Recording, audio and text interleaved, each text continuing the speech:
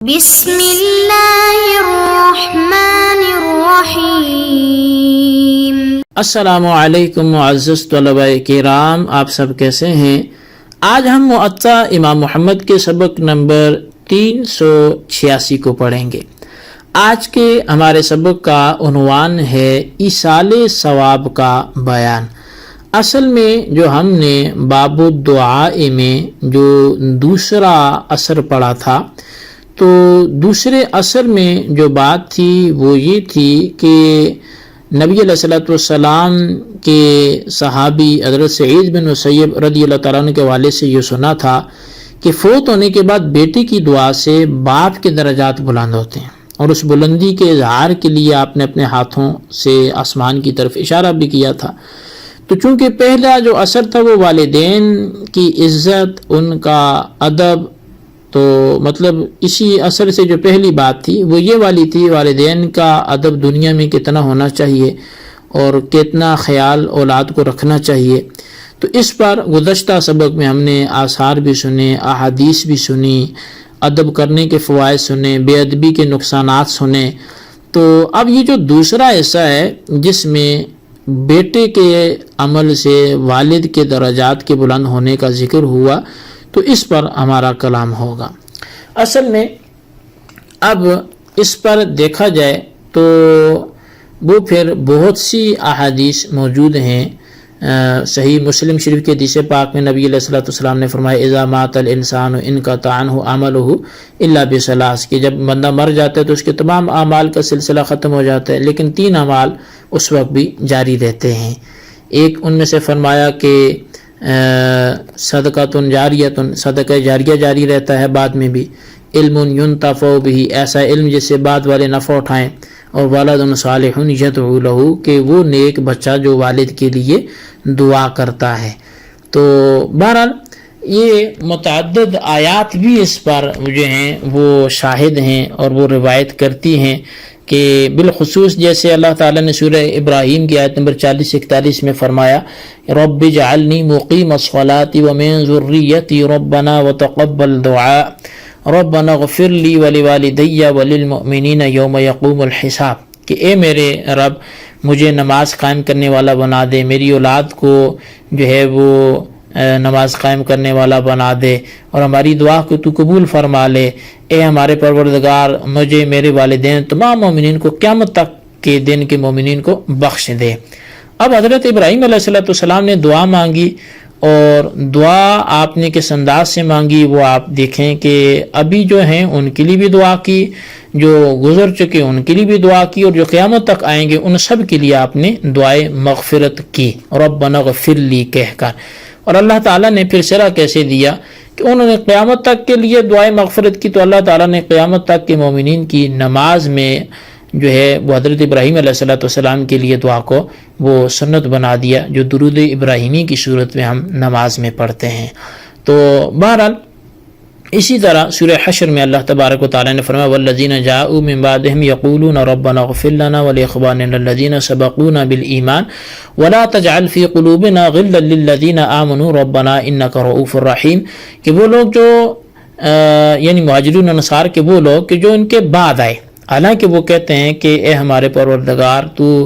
ہمیں اور ہمارے ان بھائیوں کی مغفرت فرما جو ایمان کی حالت میں ہم سے پہلے گزر گئے، اور ہمارے دلوں میں ایمان لانے والوں کے لیے پھوٹ نہ ڈال، اے ہمارے پروردگار بے شک تو مہربان رحم کرنے والا ہے۔ اب اس آیت نے جو ہے یہ ثابت کیا ہے کہ اس میں اللہ تبارک و تعالی مقام مدح میں ان لوگوں کا ذکر فرما رہا ہے جو آئے بعد میں ہیں لیکن دعا پہلوں کے لیے کر رہے ہیں۔ تو ظاہر فوت شدہ لوگوں کے لیے دعا کرنا، ان کے لیے ایصال ثواب کرنا، نیکی کا عمل کر کے دعا میں یوں کہہ دینا کہ مالک تو اس عمل کو قبول فرما، اس کا ثواب تو ان تمام مومنین کو عطا فرما، بالخصوص کسی کا وہ اگر نام لے کے بھی ذکر کرتے تو اس میں کوئی حرج کی بات نہیں ہے۔ اللہ تبارک و تعالیٰ نے اس کو مقام مدح میں ذکر فرمایا ہے، اگر یہ برا عمل ہوتا تو اس کو کبھی بھی مقام مدح میں ذکر نہ کیا جاتا۔ تو بہرحال اللہ تبارک و تعالیٰ کے محبوب علیہ السلام نے بھی اس حوالے سے کافی فرمابودات جو ہیں وہ ہمیں احادیث مبارکہ میں ملتے ہیں، یہاں تک کہ ترغیب و ترہیب میں حضرت ابو ہریرہ رضی اللہ تعالیٰ عنہ کے حوالے سے روایت موجود ہے کہ نبی علیہ الصلوۃ والسلام نے فرمایا کہ بے شک مومن کو اس کی موت کے بعد اس کے اعمال اور اس کی نیکیوں میں سے جو ہے وہ صلے ملتے رہتے ہیں. وہ علم جس کی اس نے تعلیم دی اور وہ اس کو پھیلایا ہو، اور صالح بچہ جو اس نے چھوڑا ہو، یا قرآن مجید کا نسخہ جو اس نے وراثت میں چھوڑا، یا وہ مسجد جس کو اس نے بنایا، یا وہ گھر جو اس نے مسافروں کے لیے بنایا، یا پھر وہ نہر کہ اس نے جاری کی، یا وہ صدقہ جو اس نے صحت اور حیات کی حالت میں اپنے مال سے نکالا، اور یہ اس کی موت کے بعد بھی اسے ملتے رہیں گے. تو اسی حدیث کو ترغیب و ترہیب نے بھی ذکر کیا، اور ابن ماجہ نے بھی اس کو ذکر کیا، اور اس کی سند کو حسن کہا. حضرت ابو ہریرہ رضی اللہ عنہ سے روایت ہے کہ یہ صحیح مسلم کی حدیث ہے کہ رسول اللہ صلی اللہ علیہ وسلم نے فرمایا، جیسے میں نے پہلے کہا کہ جب اذا مات الانسان انقطع عنہ عملہ، تو اس میں بھی نبی علیہ السلام نے وہ 3 اعمال کو گنا. تو بہرحال اس طرح کی متعدد احادیث میں جو ہے وہ چیز بیان کی گئی ہے کہ اللہ تبارک و تعالی نے مرنے کے بعد جو ہے وہ دعا کرنے والے کی دعا سے اس مرنے والے کو صلہ اور اجر عطا فرمایا ہے. تو حضرت عبداللہ بن عباس رضی اللہ تعالیٰ عنہما یہ بیان کرتے ہیں، امام بخاری نے اس حدیث کا ذکر کیا ہے کہ حضرت سعد بن عبادہ کی والدہ فوت ہو گئی اور وہ موجود نہ تھے. تو انہوں نے عرض کیا کہ یا رسول اللہ، میں غائب تھا، میری والدہ فوت ہو گئی ہیں، اگر میں ان کی طرف سے صدقہ کروں تو کیا ان کو ابھی نفع پہنچے گا؟ یعنی ایک محبت میں بیٹا موجود نہیں تھا، جنازے کے وقت بھی نہیں تھا. تو انہوں نے یہ استدعا کی کہ اگر اب میں کچھ خرچ کروں تو ان کو کوئی نفع پہنچے گا؟ تو آپ نے فرمایا ہاں. تو انہوں نے کہا میں آپ کو گواہ کرتا ہوں کہ میں اپنے پھلوں والا باغ اپنی والدہ کی طرف سے صدقہ کرتا ہوں. اسی طرح بخاری شریف میں یہ ہے کہ حضرت عائشہ صدیقہ رضی اللہ تعالیٰ عنہ آپ روایت کرتی ہیں کہ ایک شخص نے نبی علیہ السلام سے عرض کیا کہ میری ماں اچانک فوت ہو گئی، اور میرا گمان یہ ہے کہ اگر وہ کچھ وصیت کرتی یا کچھ بات کر سکتی تو صدقہ کرتی، تو اگر میں ان کی طرف سے کچھ صدقہ کر دوں تو کیا ان کو اجر ملے گا؟ تو آپ نے فرمایا ہاں ملے گا. اسی طرح ابو داؤد شریف نے ایک حدیث پاک بیان کی ہے کہ حضرت سعد بن عبادہ بیان کرتے ہیں کہ انہوں نے کہا یا رسول اللہ، سعد کی والدہ فوت ہو گئی ہیں، بس کس چیز کا صدقہ کرنا سب سے افضل ہے؟ تو آپ نے فرمایا پانی کا. انہوں نے کنواں کھودا اور کہا یہ سعد کی ماں کے لیے، حاذہ لأم سعد. تو اب یہ انہوں نے اپنی والدہ کے لیے کیوں کیا؟ اسی طرح ابو داؤد شریف کی حدیث پاک ہے، حضرت جابر بن عبداللہ راوی ہیں، آپ بیان کرتے ہیں کہ قربانی کے دن نبی علیہ الصلوۃ والسلام نے 2 سینگوں والے سرمئی خسی مینڈے ذبح کیے. جب آپ نے ان کو قبلہ رخ کر دیا تو آپ نے اس وقت یہ دعا پڑھی کہ انی وجہت وجہی للذی، یہ جو پوری دعا ہے وہ آپ نے پڑھی، اور پھر اس کے بعد آپ نے جو ہے ان کو ذبح کیا. تو اب اس میں آپ دعا میں بھی دیکھیں تو انی وجہت وجہی للذی فطر السماوات والارض وعلی ملت ابراہیم حنیفا وما انا من المشرکین ان صلاتي ونسکی ومحیای ومماتی للہ رب العالمین لا شریک لہ وبذلک امرت وانا اول المسلمین اللہم منک ولک عن محمد وامتہ بسم اللہ واللہ اکبر ثم ذبح کے الفاظ جو ہیں یہ آپ کو ملیں گے. تو بہرحال اس میں آپ نے پوری امت کی طرف سے وہ مینڈا ذبح کیا. تو اس طرح کی متعدد احادیث جو ہیں وہ ملتی ہیں. اسی طرح ایک روایت میں ہے کہ مل میت فی القبر الا کالغریق المتخفس، کہ مردے کی جو مثال قبر میں ہے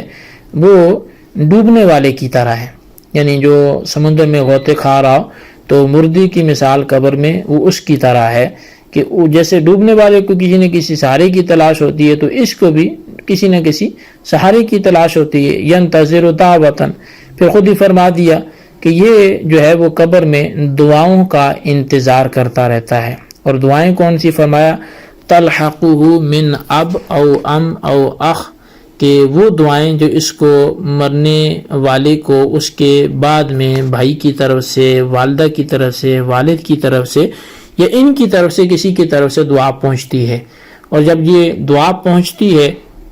تو فانزل اللہ تعالی نوراً کامثال الجبال، اللہ تعالیٰ پھر اس کی قبر میں پہاڑوں جتنا نور نازل فرماتا ہے. پھر بندہ پوچھتا بھی ہے کہ مالک یہ میرا عمل تو اتنا نہیں تھا، من این لی ھذا، یہ اتنا بڑا نور، یہ اتنا بڑا اچانک جو اجر ہے یہ میرے لیے کہاں سے آ گیا؟ تو اس پر پھر اللہ تبارک و تعالیٰ فرماتا ہے باستغفار ولدک اللہ کا کہ تیرے بیٹے کی تیرے لیے جو دعائیں مغفرت کرنے کا نتیجہ ہے اس کے صلے میں تجھے یہ نور عطا فرمایا گیا ہے۔ تو بہرحال یہ اس طرح کی روایات تو متعدد ہیں، واقعات بھی متعدد ہیں، تو ہمیں سمجھنے کے لیے میرے خیال میں اتنی بات کافی ہے کہ اپنی والدہ فوت ہو، والد فوت ہو،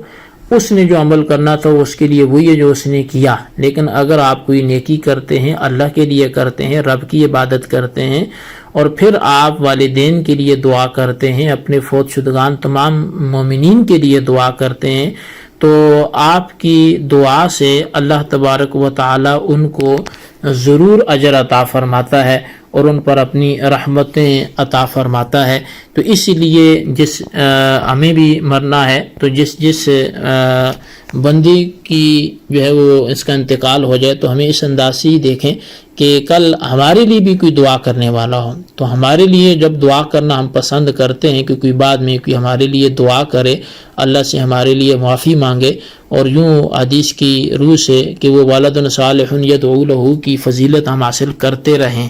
تو اس لحاظ سے ہمیں بھی دوسرے مسلمانوں کے لیے وہ ضرور یہ عمل جو ہے وہ کرنا چاہیے۔ اللہ تبارک و تعالیٰ سے دعا کرتے ہیں کہ جو کچھ ہم نے پڑھا سنا اسے یاد رکھنے کی توفیق نصیب فرمائے اور ہمیں سمجھنے کی توفیق نصیب فرمائے۔ یہ جتنے مسائل بیان ہوئے بالخصوص گزشتہ باب اور یہ جو گزشتہ سبق اور آج کا جو سبق تھا، پہلے میں والدین کی اہمیت بیان ہوئی اور والدین کی نافرمانی کی سزاؤں کا ذکر ہوا، اور آج کے سبق میں ہم نے ایصال ثواب والدین کے لیے کرنا تو اس پر بھی گفتگو کی۔ اللہ تعالیٰ سے دعا کرتے ہیں کہ ہمیں اس کو سمجھنے کی توفیق نصیب فرمائے۔ آمین بجاہ نبی الامین صلی اللہ علیہ وسلم۔